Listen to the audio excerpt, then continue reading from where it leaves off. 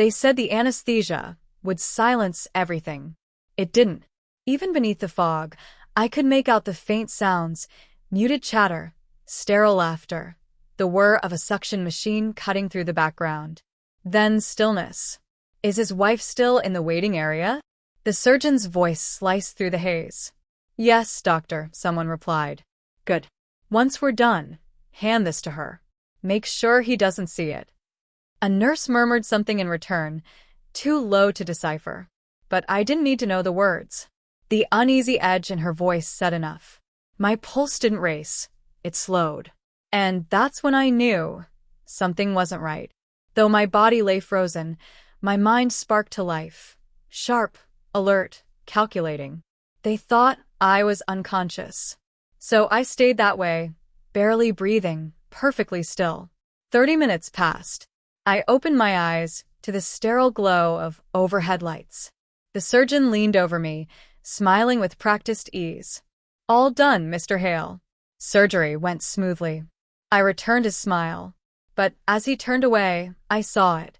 A white envelope, sealed and slim, with my wife's name written on the front. Meant for her, not for me. Outside, Clara greeted me with a shaky smile.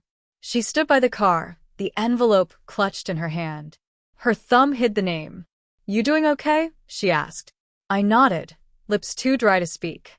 What's that? I asked, gesturing to the envelope. Just your post-op instructions, she answered too fast, tucking it into her purse before I could ask again. That night, as she slept beside me, I lay awake. I listened to the memory of every sound from that room, the voices, the pause, the envelope. I thought of her late nights lately, her constant phone checks, the way she changed the subject when I brought up having another baby. It all clicked. She wanted me to have this surgery.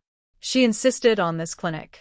This surgeon, her old college friend, the one whose name she never mentioned until the day of the appointment. I stared at the ceiling and counted each breath she took. The next morning, she left early, coffee in hand, smiling too perfectly. 5 minutes after the door shut, I opened her purse.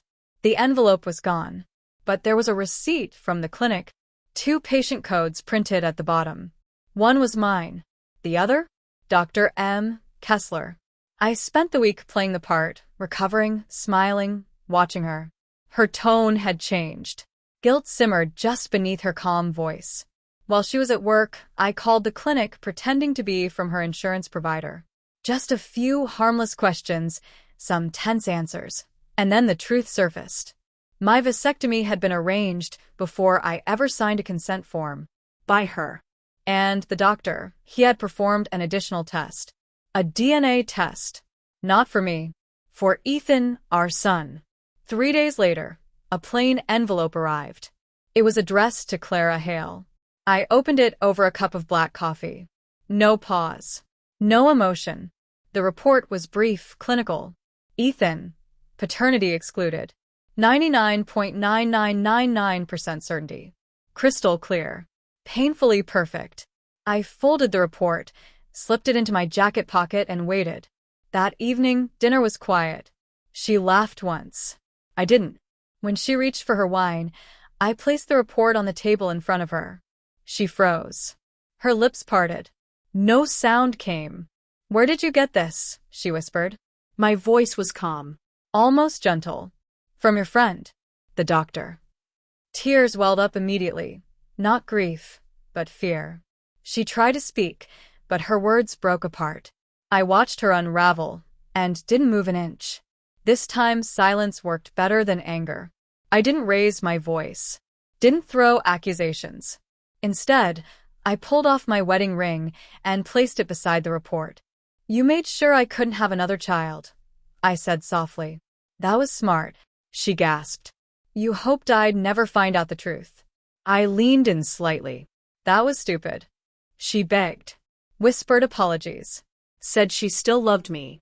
I let her talk until her voice collapsed into sobs. Then I told her what she didn't know.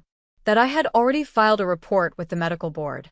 That Dr. Kessler's license would be under review by morning.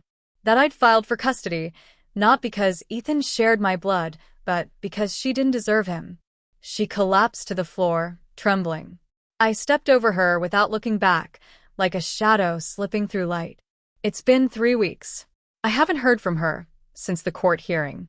Her lawyer called once. I let it ring. Ethan still asks about his mom. I tell him she's traveling. He believes me. Kids believe the stories they need to.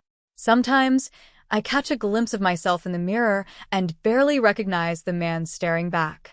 Not because I've changed, but because I've stopped pretending. Betrayal doesn't break you. It exposes you. It strips away everything false, everything fragile. It shows you what's underneath when the lies are gone. Clara thought she was stealing my future. She wasn't. She was freeing me from the illusion of one. I never saw what was inside that envelope meant for her. But I got something better. The truth. And that was enough.